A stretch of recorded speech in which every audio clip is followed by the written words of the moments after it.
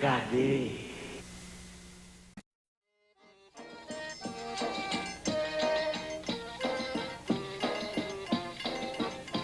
Até a metade do século XX, o centro-norte do Brasil era quase inabitado. A quantidade de cidades e vilas era muito pequena. Não haviam rodovias. Apenas algumas estradas vicinais, estradas tropeiras, trieiros e 2 grandes rios, o Tocantins e o Araguaia, navegáveis apenas para pequenas embarcações. O povoamento dessa região do Brasil só começou a se concretizar a partir do momento em que o presidente Getúlio Vargas colocou em curso a Marcha para o Oeste, programa criado pelo seu governo para deflagrar de forma definitiva o povoamento da região centro-norte do Brasil. A Marcha para o Oeste tinha também como metas a abertura de novas fronteiras agrícolas, a integração de novas regiões ao circuito produtivo do país e a criação de mão de obra barata para abastecer a industrialização da região sudeste, principalmente dos estados de São Paulo, Rio de Janeiro e Minas Gerais.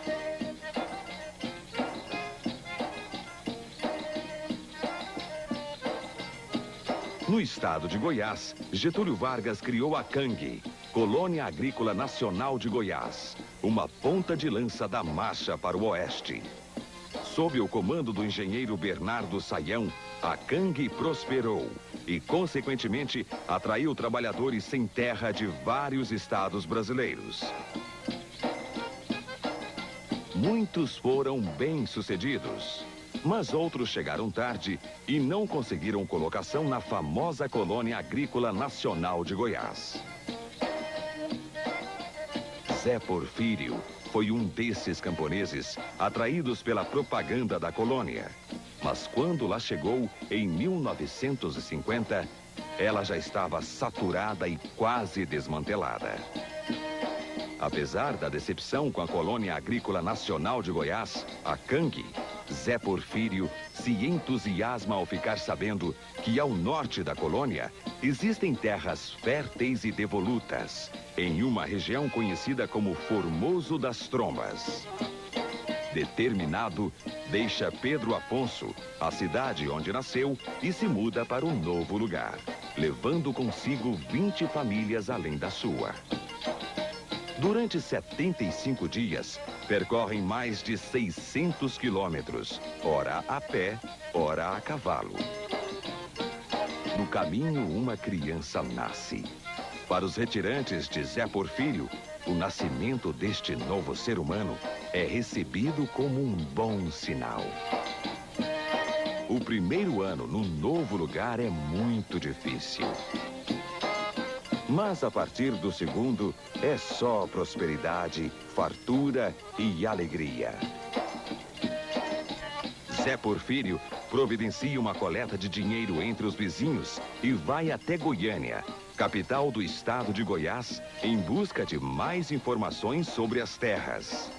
Em Goiânia, Zé Porfírio recebe a confirmação dos órgãos oficiais de que realmente aquelas terras são devolutas. Portanto, seriam futuros donos delas aqueles que estivessem vivendo nelas, cuidando delas. A notícia tranquiliza os poceiros.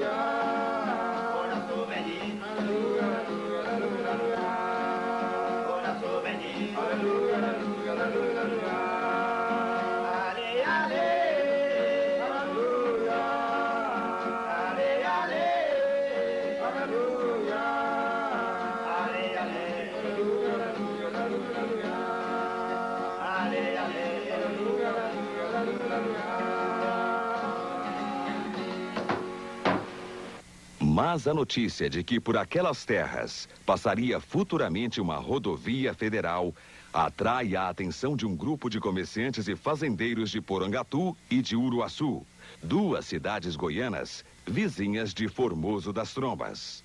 A rodovia já estava sendo construída a partir da colônia agrícola e passaria perto de Formoso das Trombas em poucos anos. O responsável pela rodovia era o engenheiro Bernardo Saião, administrador da Colônia Agrícola Nacional de Goiás, a CANG. Saião construía a estrada sem autorização oficial, com recursos da própria colônia agrícola. Esta estrada se chamaria Transbrasiliana e fora prevista no plano de metas do primeiro governo de Getúlio Vargas. Pronta alguns anos mais tarde, no governo de Juscelino Kubitschek, passa a se chamar Belém-Brasília, a rodovia da integração norte-sul do Brasil. Com a passagem da estrada pela região, as terras de Formoso das Trombas experimentam uma valorização sem precedentes. E em pouco tempo são griladas pelo grupo de comerciantes e fazendeiros que se uniu em torno do juiz de direito da comarca de Uruaçu, a qual pertencia Formoso das Trombas. O processo de grilagem posto em prática em Formoso das Trombas chama a atenção pela ousadia e desenvoltura dos grileiros e do judiciário local. O mapa da mina para os grileiros é a descoberta no Arquivo Público do Estado de Goiás de um requerimento de concessão de sesmaria em nome de Caetano Cardoso de Moraes, datado de 1775. No requerimento, Caetano pedia à Sua Majestade que lhe concedesse, por sesmaria, 3 léguas de terras para montar uma fazenda de criação de gado. A concessão foi dada ao senhor Caetano, mas alguns anos depois, a mesma concessão foi anulada, pois o senhor Caetano não chegou a ocupar as terras solicitadas. De posse do requerimento de concessão de terras por sesmaria ao senhor Caetano, que não tinha nenhuma validade legal, os grileiros procuram nos cartórios de registro civil da região alguém cujo sobrenome coincida com o sobrenome do senhor Caetano, para que seja forjada uma cadeia sucessória. Em Pirenópolis, cidade histórica goiana, encontram um morador que se encaixa direitinho na trama. Convencido pelos grileiros de que é herdeiro legítimo do senhor Caetano Cardoso de Moraes, o homem vende a preço de banana todos os seus supostos direitos. E eles forjaram em Uruaçu essa escritura e veio com elas para nos tomar a terra. Todos os órgãos oficiais, estaduais e federais, atestam que as terras ocupadas pelos poceiros de Formoso das Trombas são devolutas. Pertencem ao estado de Goiás e que serão futuros donos delas quem estiver vivendo nelas. Mas, contrariando as decisões das instâncias superiores, o juiz de direito leva adiante o processo de grilagem contra os poceiros, passando por cima de tudo e de todos, inclusive da presidência da República. O oficial de justiça comunica aos poceiros que as terras que ocupam têm outros donos. E ainda tem apenas 10 dias para desocupá-las. Enquanto os dois lados tentam provar na justiça que estão com a razão, os grileiros pressionam os poceiros para que assinem um contrato de arrendamento das terras. Padre, estamos fritos. Na condição de arrendatários, os poceiros ficam obrigados a entregar aos grileiros a metade da sua colheita. Os poceiros que se recusam a assinar o contrato de arrendamento passam a sofrer perseguições, como queima de ranchos e de roças, violência física e psicológica e confisco total da colheita.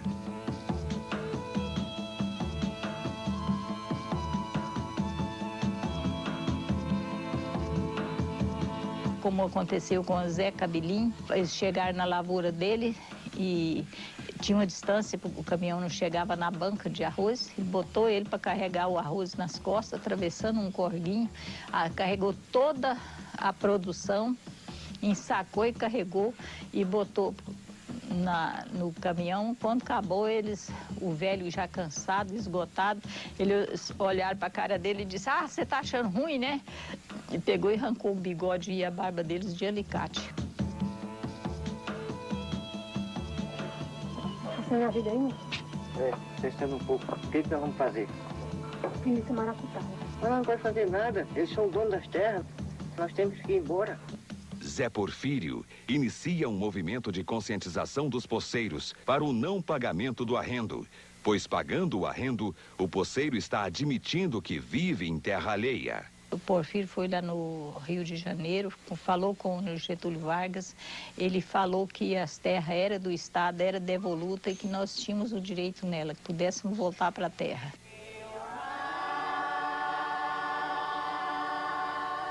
Alguns meses depois, ao voltar de uma viagem, Zé Porfírio encontra sua casa completamente queimada.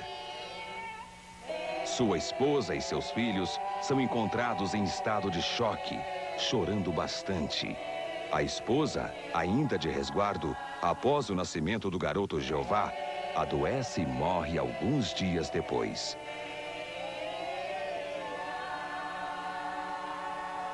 No velório da esposa, Zé Porfírio manda um recado ao governador de Goiás. Governador, de hoje em diante, ninguém mais abusa de mim. Quando a minha mãe morreu, eu tinha 1 mês e 8 dias de nascido. Eu fiquei sabendo da história quando eu tinha 10 anos de idade, que eu já sentia a falta da mãe. Aí é que eu comecei a me ligar o que tinha acontecido. Aí o povo contando a história, eu vim já a prestar mais atenção e aí que eu vim saber o que tinha acontecido realmente. Como última tentativa de resolver o conflito de forma pacífica, Zé Porfírio bate à porta da Procuradoria-Geral da Justiça do Estado de Goiás. O procurador-geral, Dr. Everardo de Souza, conhecedor do caso e das arbitrariedades praticadas pelos grileiros, com a conivência do juiz de direito da comarca, pergunta a Zé Porfírio se em Trombas não há grotas. Queria dizer, defendam-se. Grota é refúgio na pedra, onde se planta uma carabina e onde se arma uma emboscada. O Partido Comunista Brasileiro, PCB, toma conhecimento da revolta camponesa em Formoso das Trombas e manda para lá um militante, Geraldo Tibúrcio, para avaliar o quadro de tensão na região. Não tendo mais a quem apelar, Zé Porfírio reúne os poceiros e explica que é preciso escolher um caminho entre dois: entregar as terras de mão beijada ou defendê-las à mão armada. Os poceiros respondem que vão resistir. Geraldo Tibúrcio volta para Goiânia e conta que o clima na região é explosivo. Algumas semanas depois, o PCB manda para Formoso das Trombas 4 militantes que também são trabalhadores rurais sem terra: Geraldo Marques, João Soares, José Ribeiro e Dirce Machado. A orientação do PCB é determinante na organização e resistência dos poceiros de Formoso das Trombas. Quando o partido veio para cá, já existia o conflito. Só tinha que não tinha organização, não tinha orientação e os líderes eram logo massacrados. Eu acho que a luta de Trombas foi uma experiência muito grande e uma riqueza de ensinamentos. Porque aqui nós não trouxemos nada importado. Foi produzido aqui mesmo, a experiência daqui, a tática daqui. Foi aqui que nós construímos a nossa tática. Os poceiros fundam uma associação, a Associação dos Lavradores de Trombas e Formoso. A entidade nasce forte e bastante representativa. Zé Porfírio é eleito presidente. Para se contraporem à força emergente da Associação dos Poceiros, os grileiros passam a praticar o terror. Um dos grileiros, Soares, por morar no Formoso, adquire status de autoridade policial e política. Em um terreno baldio, manda construir um caixote para prender poceiros ou amigos dos poceiros. De uma extensa lista de malvadezas e total desrespeito com os direitos humanos, destaca-se a prática de obrigar pessoas a comerem sapo vivo e fezes. Essas arbitrariedades têm um objetivo claro: Vencer os poceiros pelo terror e pelo cansaço.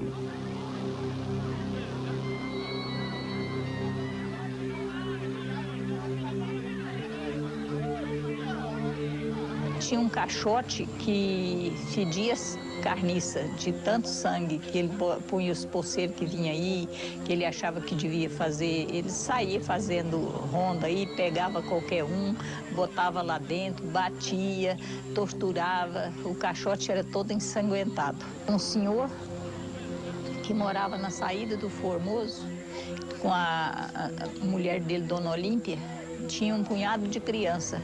Eles chegaram na casa dela, botaram fogo no rancho. Nessa hora, o marido dela foi chegando e eles botaram ele com o braço assim, o zelope, ó, eles atiraram nele assim, ó, com os dois braços. A bala entrou de um lado e saiu do outro, ele ficou com os braços definhados.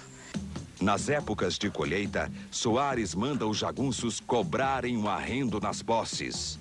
A cobrança não poupa ninguém, nem mesmo os idosos.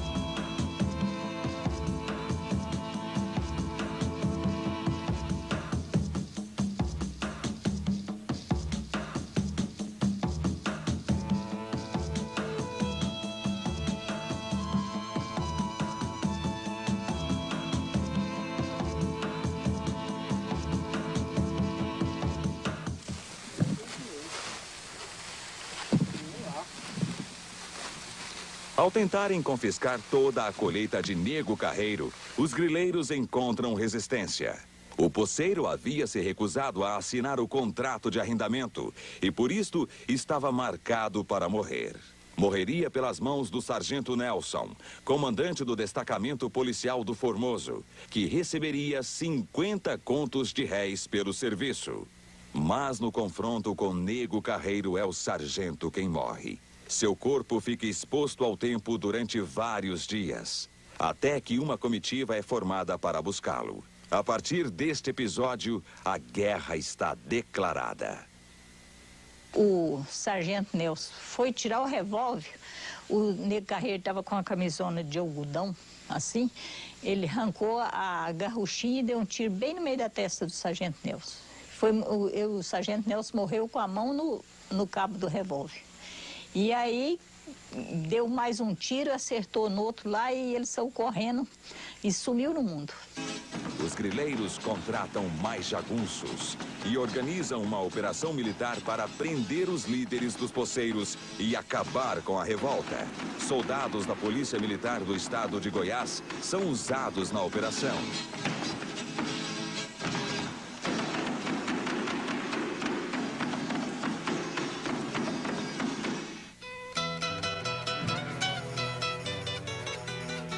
Os poceiros se preparam para dias de luta. Vários piquetes são montados na beira da estrada que dá acesso ao povoado das Trombas.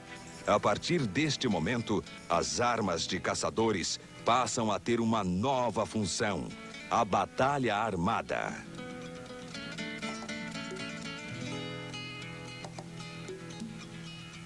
Eu pedi a Jesus Cristo mais um pedacinho de chão para me fazer meu filho e plantar a plantação, para sustentar minha família, para criar minhas criação, gado.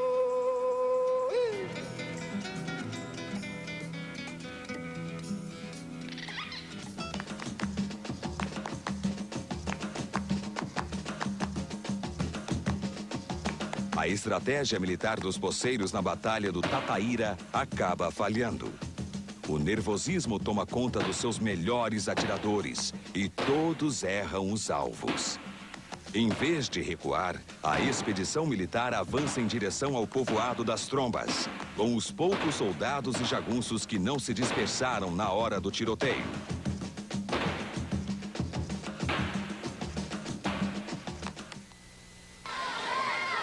O comandante da operação, percebendo a tática militar dos poceiros, prevê dificuldades para retornar ao quartel no Formoso, sem novos feridos e sem baixas.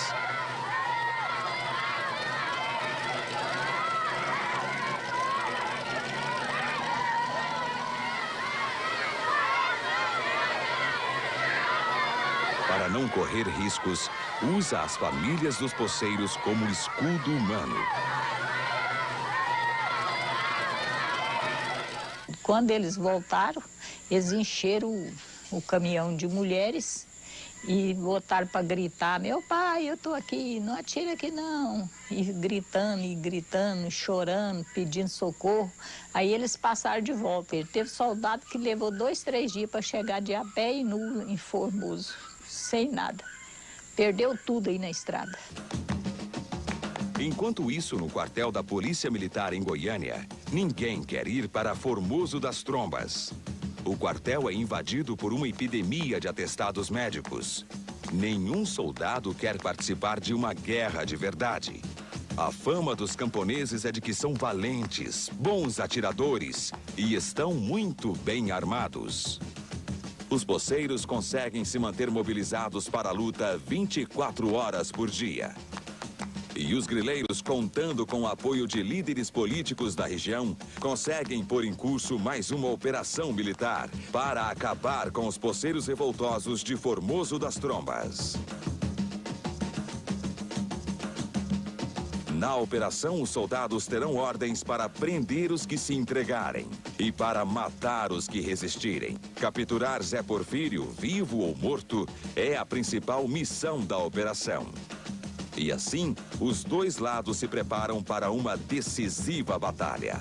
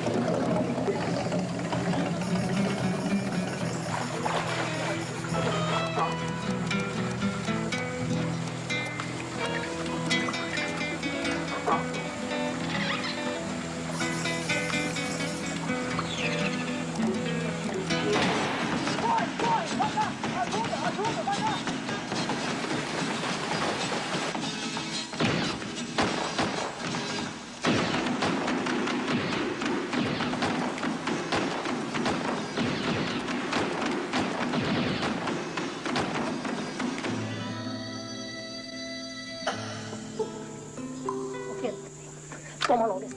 Mostra que tu é homem até o fim.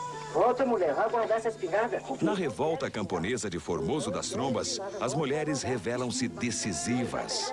Nos momentos de maior tensão, quando um marido ou outro desiste de lutar, as esposas os deixam em casa cuidando dos filhos e vão para o piquete no seu lugar. As mulheres tiveram participação decisiva mesmo. Não todas, nem todas elas pegavam a arma, nem todas elas iam para o piquete.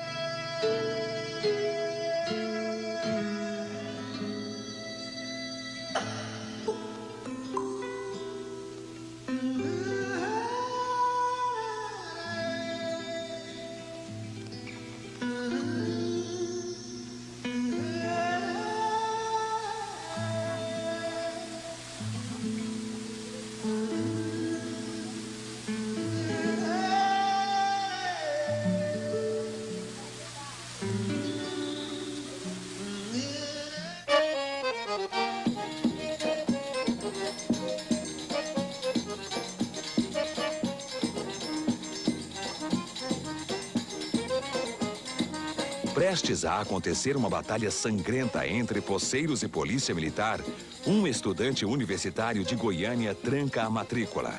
pede licença no emprego e parte para Trombas, levando consigo um mimeógrafo para ajudar na mobilização dos poceiros.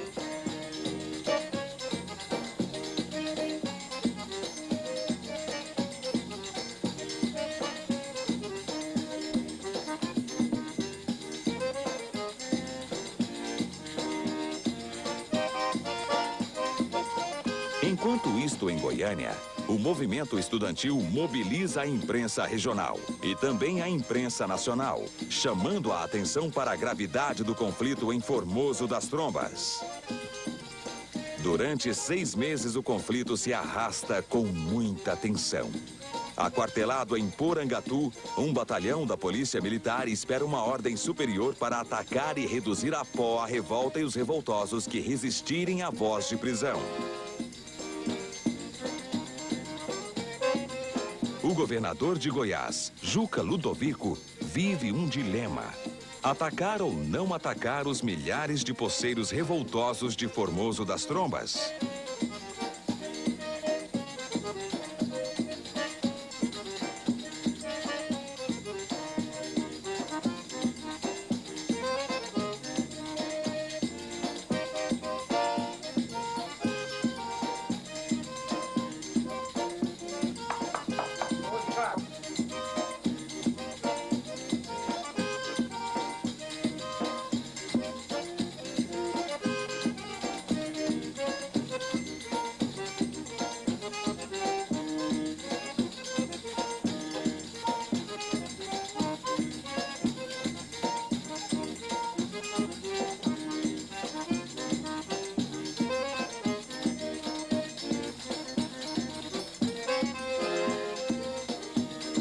Felizmente, um conjunto de fatores acaba por obrigar o governador Juca Ludovico a pôr um ponto final no confronto eminente, evitando um derramamento de sangue.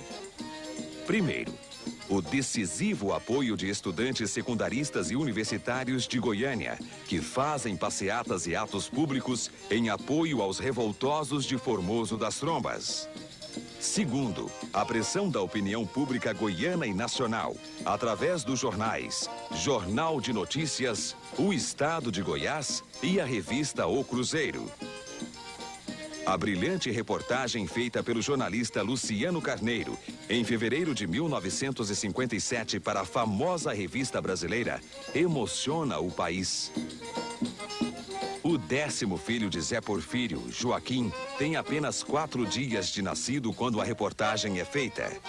Na mesma reportagem, a revista O Cruzeiro publica uma carta de Zé Porfírio ao governador de Goiás, Juca Ludovico.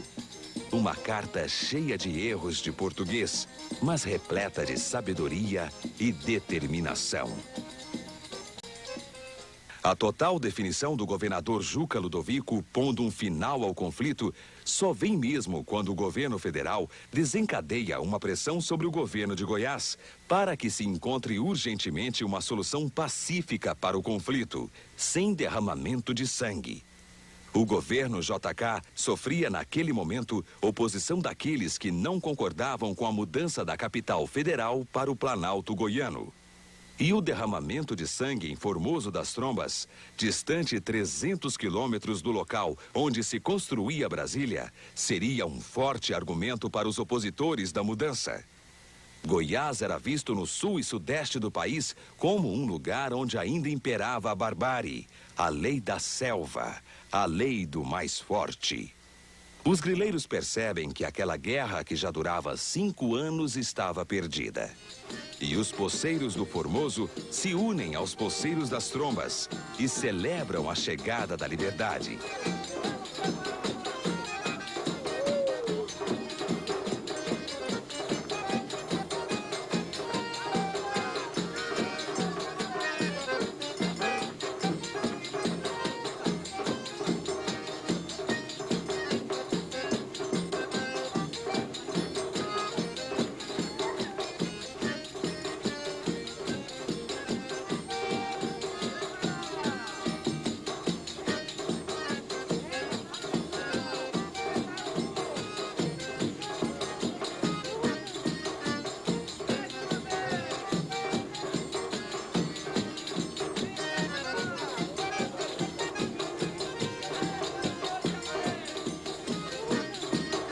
Os representantes do poder público estadual se retiram da região, deixando um vácuo de poder.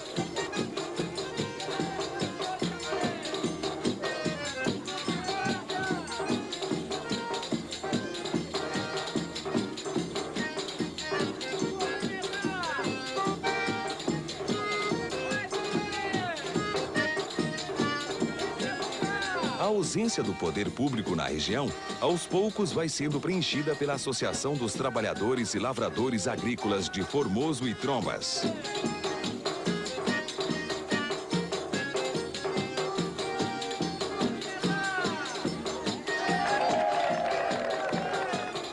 Durante alguns anos, vivem em relativa paz, como uma sociedade organizada de forma livre e autônoma. O mutirão torna-se uma prática permanente no modelo de sociedade em que eles vivem.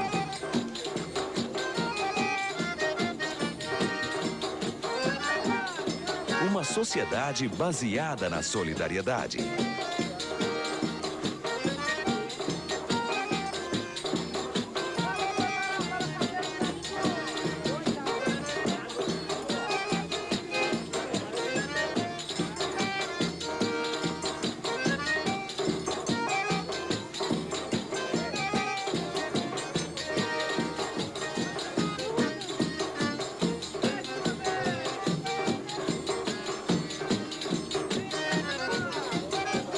Os próximos 6 anos são de muita fartura.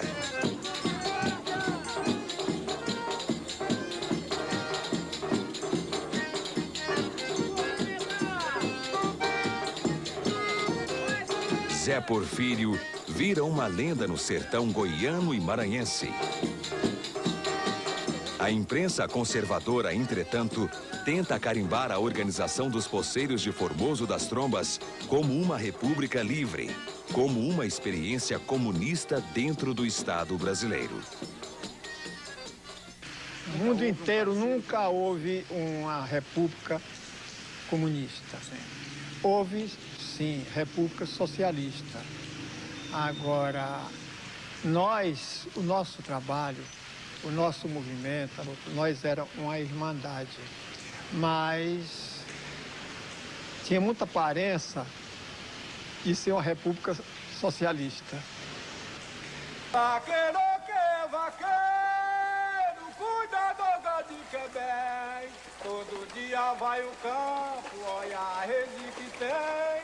Quem não gosta de vaqueiro, não gosta de mais ninguém, gado.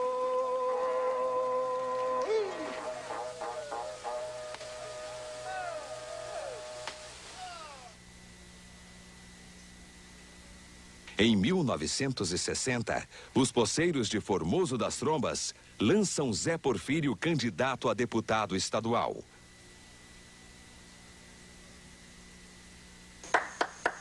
Tô de casa. Zé Porfírio recebe uma votação consagradora. É o segundo candidato mais votado de todo o estado de Goiás. Porfírio teve voto em todos os cantos do estado, mas principalmente em Goiânia, na ala estudantil, foi maciço. A formiga que dói, a formiga que dói, a formiga que dói, a formiga que dói. O deputado Zé Porfírio torna-se uma curiosidade política em Goiânia. Os intelectuais entusiasmados se prontificam a suprir as deficiências culturais do líder dos poceiros, organizando uma assessoria parlamentar integrada por expressivos representantes da inteligência goiana, como o escritor Bernardo Ellis e o poeta José Décio Filho. O deputado Zé Porfírio torna-se um símbolo da reforma agrária, pois esta é a sua maior bandeira como parlamentar.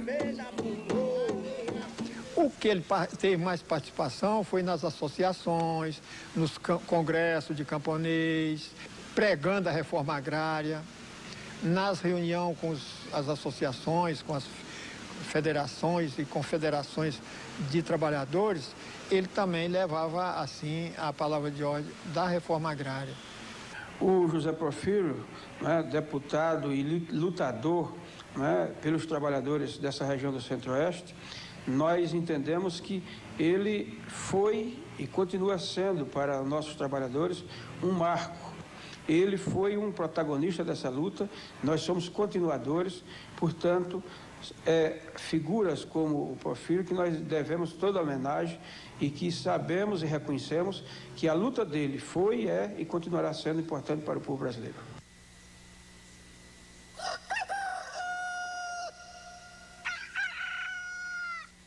Muito bom dia, ouvintes da nossa rádio. Nosso convidado de hoje é o deputado Zé Porfírio, o primeiro deputado camponês do Brasil. Como deputado, tem percorrido o país reivindicando a execução de uma reforma agrária urgente em nosso país. Deputado Zé Porfírio, por que o senhor acha tão importante a reforma agrária para levar paz e desenvolvimento?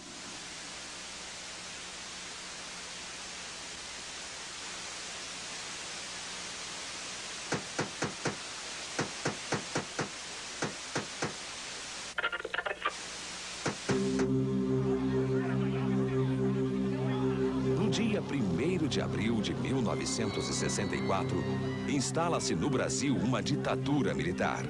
O presidente João Goulart é deposto e assume a presidência do país o general Humberto de Alencar Castelo Branco. 8 dias depois, o regime militar caça o mandato de Zé Porfírio, o primeiro deputado camponês do Brasil. Ele fugiu de Goiânia e ainda trocou tiro com a polícia na estrada, mas os companheiros que vinham com ele, para poder passar na barreira. Implanta-se no Brasil um novo modelo de desenvolvimento. Um modelo que não passa pela reforma agrária, nem pela melhoria na distribuição de renda. Um modelo em que as bandeiras políticas de Zé Porfírio não cabem.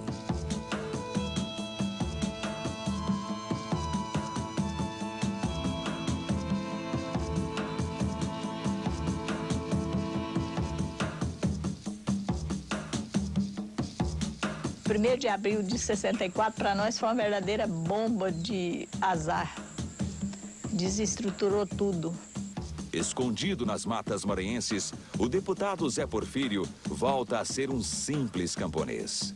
No esconderijo, dedica parte do seu tempo à alfabetização de crianças. O Zé Porfírio foi caçado e eu era prefeito do Formoso. E logo me caçaram também.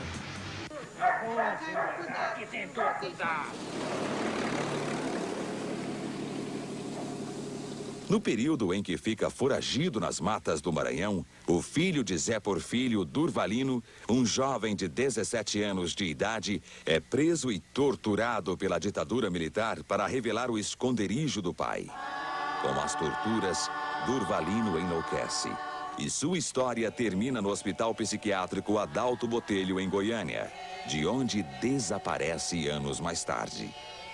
Mas não resta dúvida ter caído sangue pelo cérebro dele, que veio a enlouquecer depois de um ano. Mas motivo esse mesmo, tortura. O regime militar endurece ainda mais, com a edição do Ato Institucional número 5, o famoso AI-5. A cada dia, mais pessoas são perseguidas, expulsas do país, presas, torturadas e até eliminadas. Eu perdi a terra, perdi tudo que tinha, engenho, cana, boa lavoura. E tive que refugiar para fora, casei, não pude ficar convivendo com a família, porque eu ia pego. Apanhei a mulher, levei e deixei na casa da mãe dela. Falei, olha, um dia eu te procuro, não sei o tempo certo, mas te procuro aqui. Mas não consegui procurar jamais, porque o nome da mulher é Raimunda Faustino de Brito, o nome dela. E a menina chama-se Noêmia. Eu, o Paulo, que eles me conhecem como Paulo Batista, lá. Ainda existe. E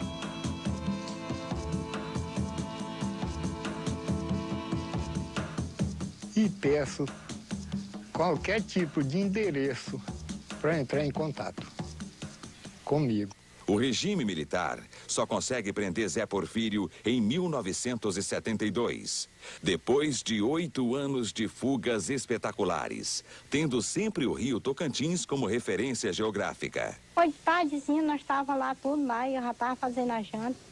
Quando nós deu fé, os homens chegaram lá no barraco. E aí aí ele ia saindo assim para fora para ir banhar. Aí eles foram e fecharam o barraco de uma vez. 4 pessoas, 4 homens. Aí de arma na mão, e aí falaram para ele assim, esteja preso. Eu estava com ele quando a polícia pegou ele, estava junto com ele. Eu assisti a cena todinha, eles amarraram ele até com corda. E ainda falou assim, se você não ficar bonzinho, eu vou voltar e tocar fogo no barraco. Falei, pois volta aqui, quero te cortar no facão, pai. Eu gostava do meu pai. Nós ficamos 3 dias em desespero, eu chorei demais. Eu não ia para a roça, não aguentava ir na roça. Quando a gente chegou lá, ele estava algemado. Aí tiraram a algema dele, a gente ficou sentado com ele numa cama. Eu, o Orlando e a Elvira, que é a irmã. E do outro lado, um policial com um rifle na mão. E ele conversou bastante com nós, conversou com a irmã dele e falou para nós o seguinte, que procurasse um jeito de estudar e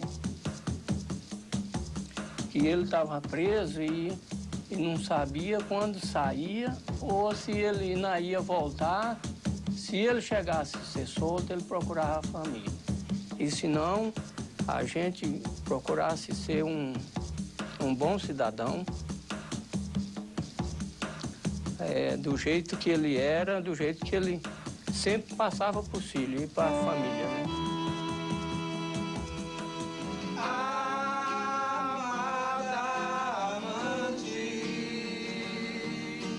Zé Porfírio fica 1 ano preso em Brasília, no pelotão de investigações criminais, o PIC. A bela canção Amada Amante de Roberto Carlos é sucesso nacional e principal trilha sonora da prisão. A música Amada Amante era tocada quando eles estavam torturando um companheiro, uma pessoa, para abafar os gritos de dor daquela pessoa.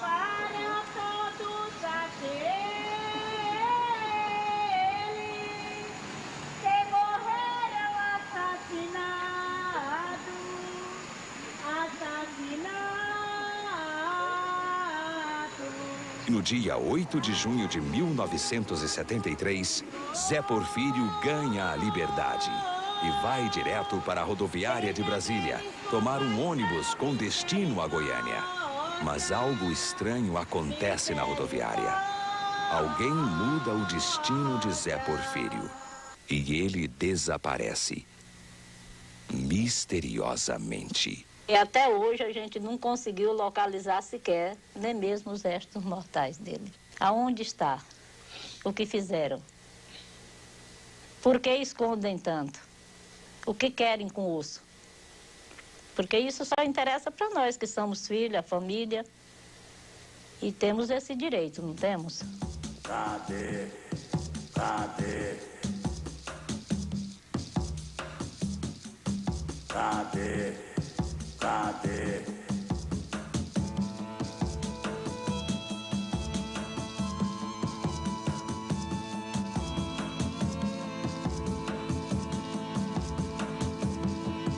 Cadê? Cadê?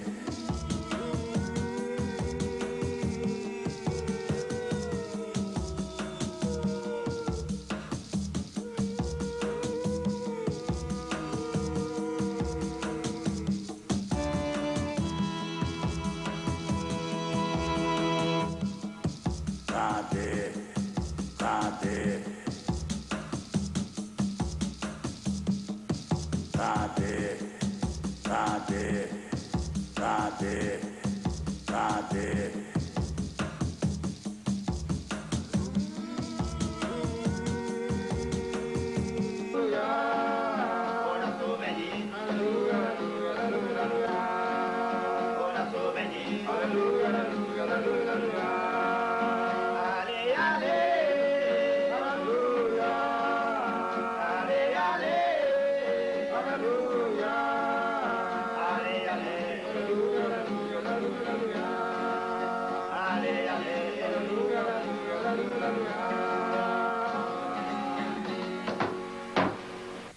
Mas a notícia de que por aquelas terras passaria futuramente uma rodovia federal atrai a atenção de um grupo de comerciantes e fazendeiros de Porangatu e de Uruaçu, duas cidades goianas vizinhas de Formoso das Trombas. A rodovia já estava sendo construída a partir da colônia agrícola e passaria perto de Formoso das Trombas em poucos anos. O responsável pela rodovia era o engenheiro Bernardo Saião, administrador da Colônia Agrícola Nacional de Goiás, a CANG. Saião construía a estrada sem autorização oficial, com recursos da própria colônia agrícola. Esta estrada se chamaria Transbrasiliana e fora prevista no plano de metas do primeiro governo de Getúlio Vargas. Pronta alguns anos mais tarde, no governo de Juscelino Kubitschek, passa a se chamar Belém-Brasília, a rodovia da integração norte-sul do Brasil. Com a passagem da estrada pela região, as terras de Formoso das Trombas experimentam uma valorização sem precedentes e, em pouco tempo, são griladas pelo grupo de comerciantes e fazendeiros que se uniu em torno do juiz de direito da comarca de Uruaçu, a qual pertencia Formoso das Trombas.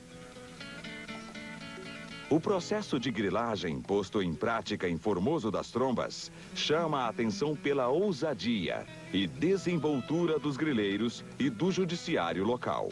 O mapa da mina para os grileiros é a descoberta no Arquivo Público do Estado de Goiás de um requerimento de concessão de sesmaria em nome de Caetano Cardoso de Moraes, datado de 1775.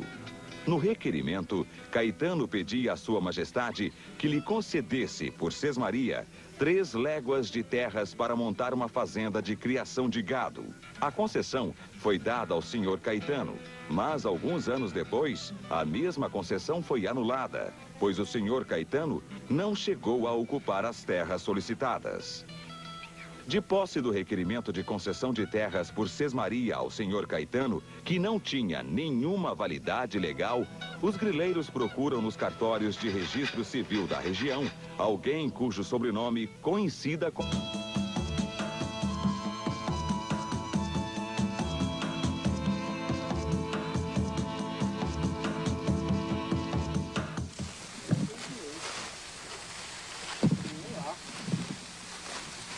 Ao tentarem confiscar toda a colheita de Nego Carreiro, os grileiros encontram resistência. O poceiro havia se recusado a assinar o contrato de arrendamento e, por isto, estava marcado para morrer. Morreria pelas mãos do sargento Nelson, comandante do destacamento policial do Formoso, que receberia 50 contos de réis pelo serviço.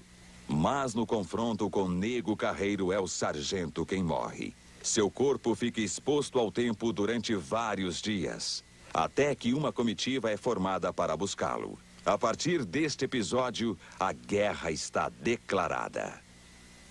O sargento Nelson foi tirar o revólver, o Nego Carreiro estava com a camisona de algodão, assim, ele arrancou a garruchinha e deu um tiro bem no meio da testa do sargento Nelson. O sargento Nelson morreu com a mão no cabo do revólver. E aí, deu mais um tiro, acertou no outro lá e ele saiu correndo e sumiu no mundo. Os grileiros contratam mais jagunços e organizam uma operação militar para prender os líderes dos poceiros e acabar com a revolta. Soldados da Polícia Militar do Estado de Goiás são usados na operação.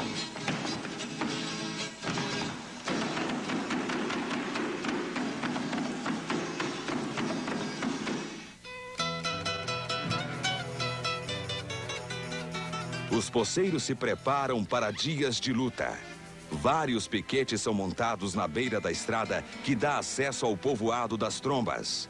A partir deste momento, as armas de caçadores passam a ter uma nova função: a batalha armada.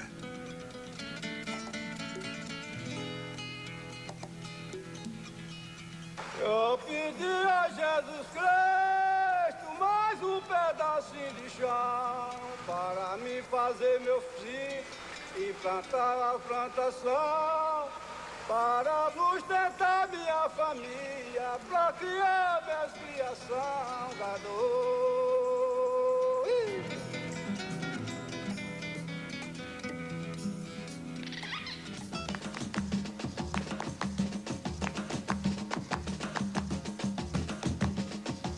A estratégia militar dos poceiros na Batalha do Tataíra acaba falhando.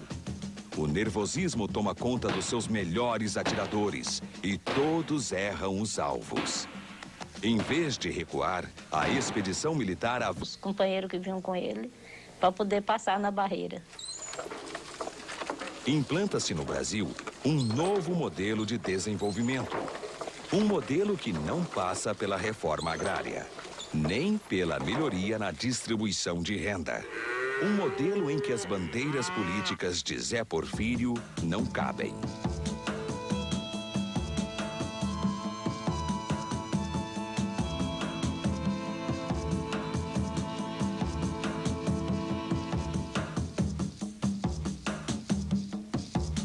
O 1º de abril de 64, para nós, foi uma verdadeira bomba de azar.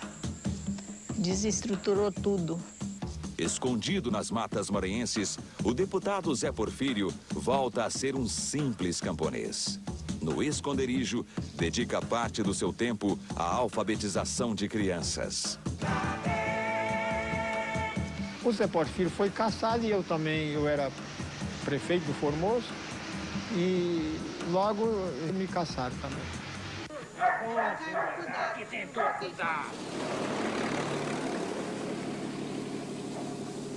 No período em que fica foragido nas matas do Maranhão, o filho de Zé Porfírio, Durvalino, um jovem de 17 anos de idade, é preso e torturado pela ditadura militar para revelar o esconderijo do pai.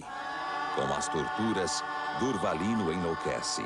E sua história termina no Hospital Psiquiátrico Adalto Botelho, em Goiânia, de onde desaparece anos mais tarde.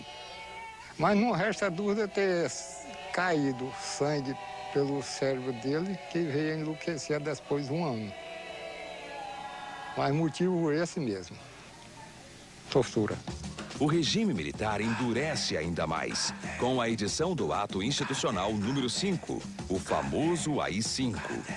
A cada dia, mais pessoas são perseguidas, expulsas do país, presas, torturadas e até eliminadas. Eu perdi a terra, perdi tudo que tinha, engenho, cana, boa lavoura, e tive que refugiar para fora, casei, não pude ficar convivendo com a família porque eu ia pego. Apanhei a mulher, levei e deixei na casa da mãe dela. Falei, olha, um dia eu te procuro, não sei o tempo certo, mas te procuro aqui. Mas não consegui procurar jamais, porque o nome da mulher é Raimunda Faustino de Brito, o nome dela. E a menina chama-se Noêmia. Eu, o Paulo.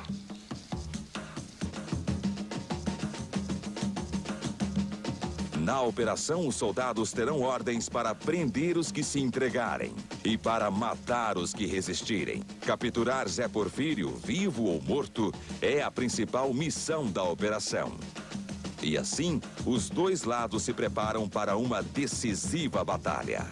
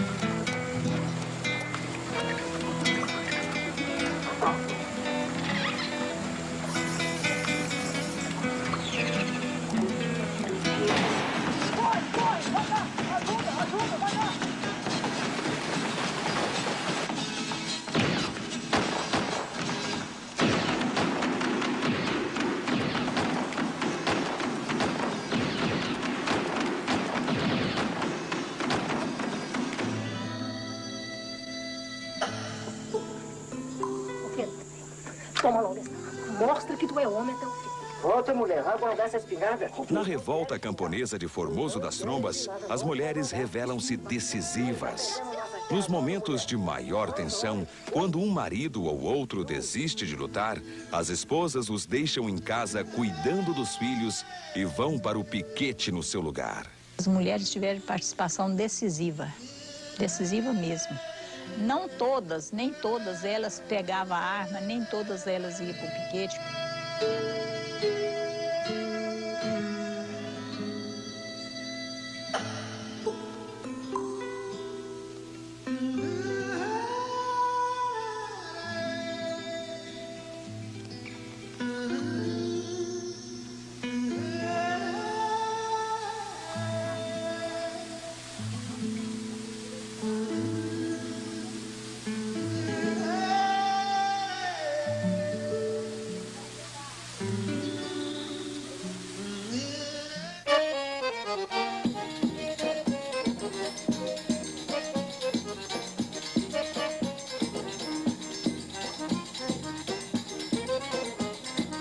Prestes a acontecer uma batalha sangrenta entre poceiros e polícia militar, um estudante universitário, uma sociedade baseada na solidariedade.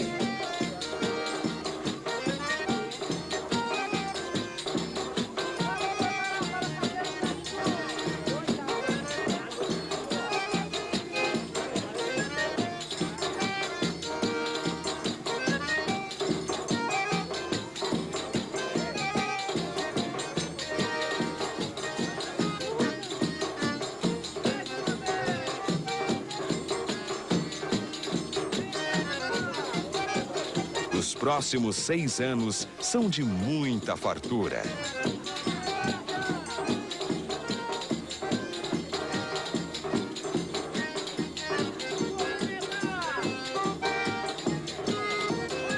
Zé Porfírio vira uma lenda no sertão goiano e maranhense. A imprensa conservadora, entretanto, tenta carimbar a organização dos poceiros de Formoso das Trombas como uma república livre, como uma experiência comunista dentro do Estado brasileiro. No mundo inteiro nunca houve uma república comunista. Houve, sim, república socialista. Agora, o nosso trabalho, o nosso movimento, nós éramos uma irmandade, mas tinha muita aparência de ser uma república socialista. Vaqueiro que é vaqueiro, cuida do gado que é bem. Todo dia vai o campo, olha a rede que tem. Quem não gosta de vaqueiro, não gosta de mais ninguém, gado.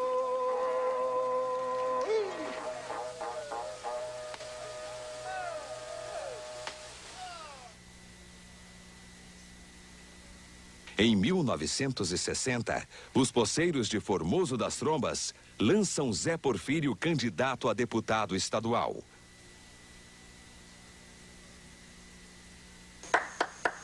Tô de casa. Zé Porfírio recebe uma votação consagradora. É o segundo candidato mais votado de todo o estado de Goiás. Porfírio teve voto em todos os cantos do estado, mas principalmente em Goiânia, na ala estudantil, foi maciço. A formiga que dói, a formiga que dói, a formiga que dói, a formiga que dói. O deputado Zé Porfírio torna-se uma curiosidade política em Goiânia. Os intelectuais entusiasmados se prontificam a suprir as deficiências culturais do líder dos poceiros, organizando uma assessoria parlamentar. Grota é refúgio na pedra, onde se planta uma carabina e onde se arma uma emboscada. O Partido Comunista Brasileiro, PCB, toma conhecimento da revolta camponesa em Formoso das Trombas e manda para lá um militante, Geraldo Tibúrcio, para avaliar o quadro de tensão na região. Não tendo mais a quem apelar, Zé Porfírio reúne os poceiros e explica que é preciso escolher um caminho entre dois: entregar as terras de mão beijada ou defendê-las à mão armada. os poceiros respondem que vão resistir. Geraldo Tibúrcio volta para Goiânia e conta que o clima na região é explosivo. Algumas semanas depois, o PCB manda para Formoso das Trombas 4 militantes que também são trabalhadores rurais sem terra: Geraldo Marques, João Soares, José Ribeiro e Dirce Machado. A orientação do PCB é determinante na organização e resistência dos poceiros de Formoso das Trombas. Quando o partido veio para cá, já existia o conflito. Só tinha que não tinha organização, não tinha orientação e os líderes eram logo massacrados. Eu acho que a luta de Trombas foi uma experiência muito grande e uma riqueza de ensinamentos. Porque aqui nós não trouxemos nada importado. Foi produzido aqui mesmo, a experiência daqui, a tática daqui. Foi aqui que nós construímos a nossa tática. Os poceiros fundam uma associação, a Associação dos Lavradores de Trombas e Formoso. A entidade nasce forte e bastante representativa. Zé Porfírio é eleito presidente. Para se contraporem à força emergente da Associação dos Poceiros, os grileiros passam a praticar o terror. Um dos grileiros, Soares, por morar no Formoso, adquire status de autoridade policial e política. Em um terreno baldio, manda construir um caixote para prender poceiros ou amigos dos poceiros. De uma extensa lista de malvadezas e total desrespeito com os direitos humanos, destaca-se a prática de obrigar pessoas a comerem sapo vivo e fezes. Essas arbitrariedades têm um objetivo claro: vencer os poceiros pelo terror e pelo cansaço.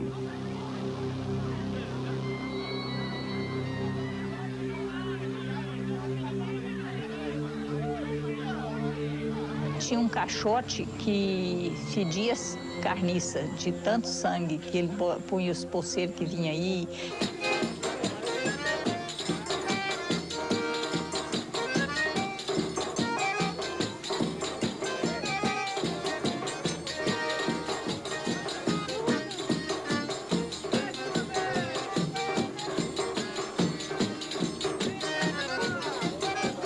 Os próximos 6 anos são de muita fartura.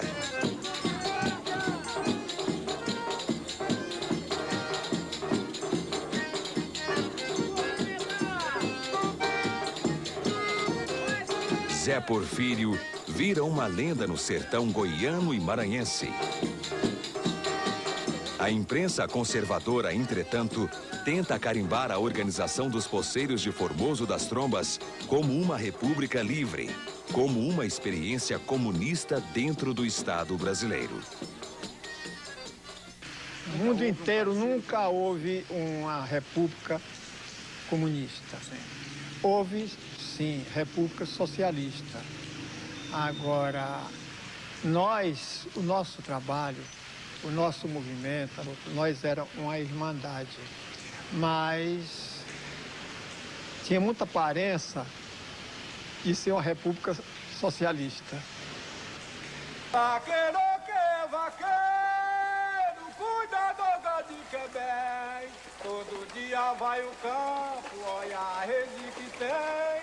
Quem não gosta de vaqueiro, não gosta de mais ninguém, gado.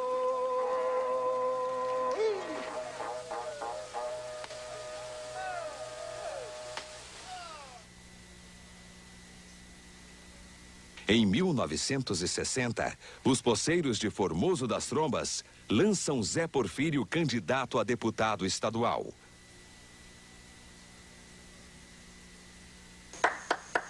Tô de casa. Zé Porfírio recebe uma votação consagradora. É o segundo candidato mais votado de todo o estado de Goiás. Porfírio teve voto em todos os cantos do estado, mas principalmente em Goiânia, na ala estudantil, foi maciço.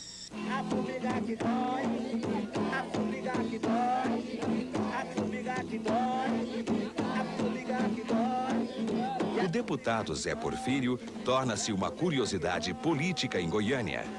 Os intelectuais entusiasmados se prontificam a suprir as deficiências culturais do líder dos poceiros, organizando uma assessoria parlamentar integrada por expressivos representantes da inteligência goiana, como o escritor Bernardo Ellis e o poeta José Décio Filho. O deputado Zé Porfírio torna-se um símbolo da reforma agrária. Também levava, assim, a palavra de ordem da reforma agrária. O José Porfírio, né, deputado e lutador, né, pelos trabalhadores dessa região do Centro-Oeste, nós entendemos que ele foi e continua sendo para nossos trabalhadores um marco. Ele foi um protagonista dessa luta, nós somos continuadores, portanto, figuras como o Porfírio que nós devemos toda a homenagem e que sabemos e reconhecemos que a luta dele foi, e continuará sendo importante para o povo brasileiro.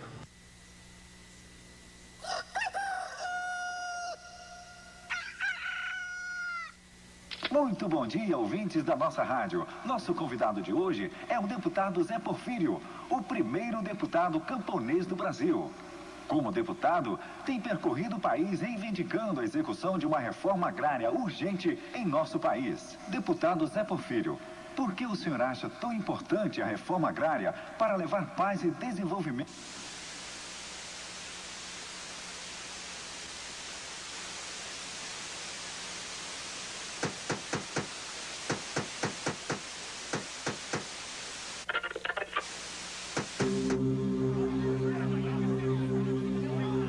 Dia 1º de abril de 1964, instala-se no Brasil uma ditadura militar. O presidente João Goulart é deposto e assume a presidência do país o general Humberto de Alencar Castelo Branco. 8 dias depois, o regime militar caça o mandato de Zé Porfírio, o primeiro deputado camponês do Brasil. Ele fugiu de Goiânia e ainda trocou tiro com a polícia na estrada, mas os companheiros que vinham com ele, para poder passar na barreira.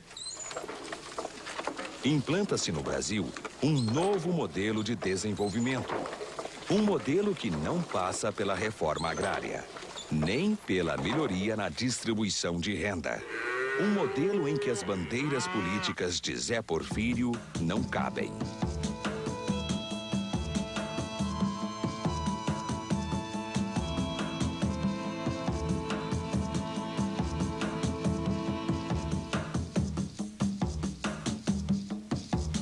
O 1º de abril de 64, para nós, foi uma verdadeira bomba de azar. Desestruturou tudo. Escondido nas matas maranhenses, o deputado Zé Porfírio volta a ser um simples camponês. No esconderijo, dedica parte do seu tempo à alfabetização de crianças. O Zé Porfírio foi caçado e eu era prefeito do Formoso. E logo eu me casei.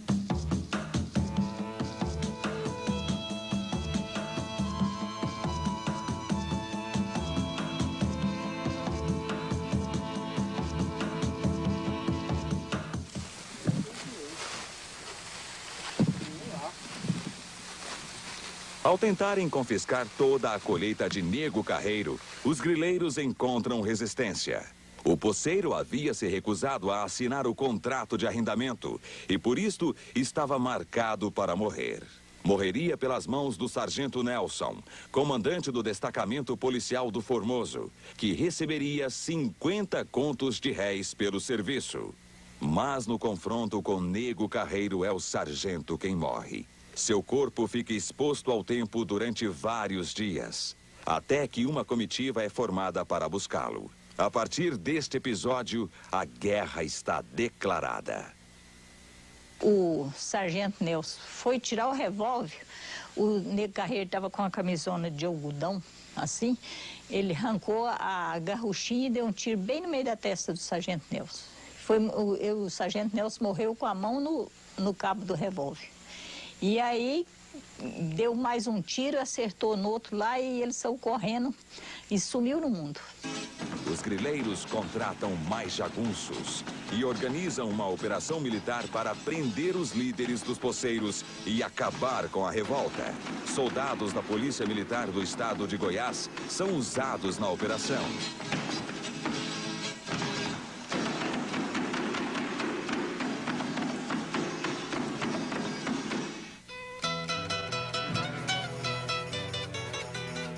Os poceiros se preparam para dias de luta. Vários piquetes são montados na beira da estrada que dá acesso ao povoado das Trombas.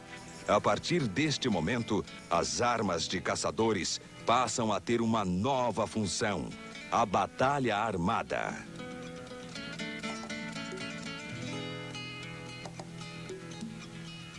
Eu pedi a Jesus Cristo mais um pedacinho de chão para me fazer meu filho e plantar a plantação, para sustentar minha família, para criar minha criação, gado.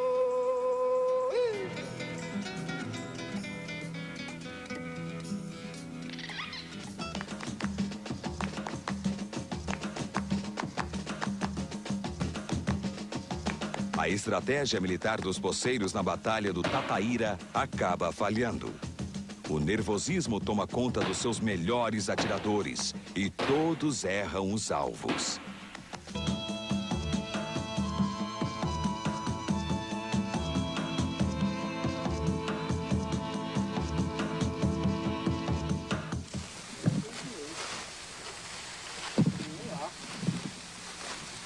Ao tentarem confiscar toda a colheita de Nego Carreiro, os grileiros encontram resistência. O poceiro havia se recusado a assinar o contrato de arrendamento e, por isto, estava marcado para morrer. Morreria pelas mãos do sargento Nelson, comandante do destacamento policial do Formoso, que receberia 50 contos de réis pelo serviço. Mas no confronto com Nego Carreiro é o sargento quem morre. Seu corpo fica exposto ao tempo durante vários dias, até que uma comitiva é formada para buscá-lo. A partir deste episódio, a guerra está declarada. O sargento Nelson foi tirar o revólver, o Nego Carreiro estava com a camisona de algodão, assim, ele arrancou a garruchinha e deu um tiro bem no meio da testa do sargento Nelson. O sargento Nelson morreu com a mão no cabo do revólver.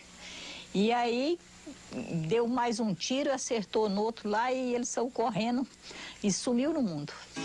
Os grileiros contratam mais jagunços e organizam uma operação militar para prender os líderes dos poceiros e acabar com a revolta. Soldados da Polícia Militar do Estado de Goiás são usados na operação.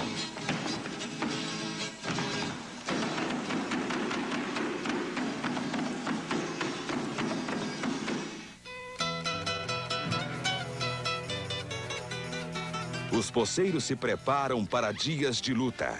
Vários piquetes são montados na beira da estrada que dá acesso ao povoado das Trombas. A partir deste momento, as armas de caçadores passam a ter uma nova função: a batalha armada.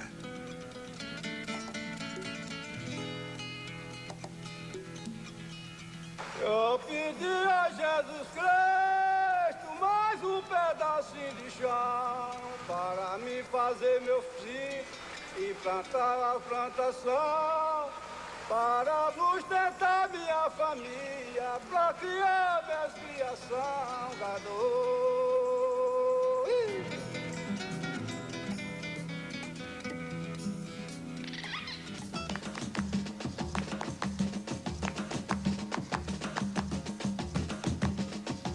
A estratégia militar dos poceiros na Batalha do Tataíra acaba falhando.